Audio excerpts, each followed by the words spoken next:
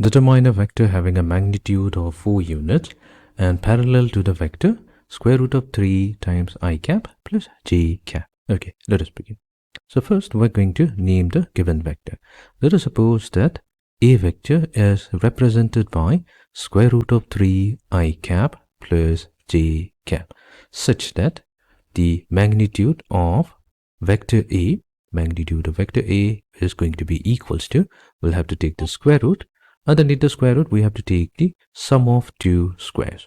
The sum of two square means here we take the component of I cap, which is square root of 3. We square this value and add it to square of the component of j cap. So that's 1. Now that means we have square root of 3 plus 1, that's square root of 4, which is going to give us 2. Now that means this vector, A vector, given by square root of 3 I cap plus j cap has a magnitude of 2 units. Now we will try to find out the unit vector of A.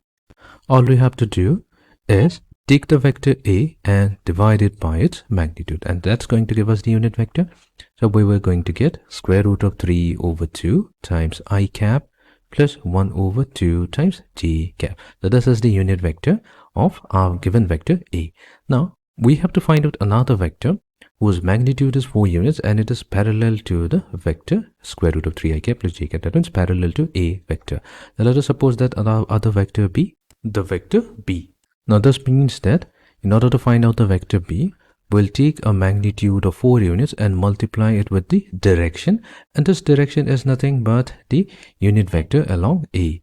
So that means we have now 4 multiplied to square root of 3 over 2 I cap plus half j cap, and that's going to give us 2 times square root of 3 I cap plus 2 times j cap. So this is going to be the vector B, which is parallel to the vector square root of 3 I cap plus j cap and has a magnitude of 4 units.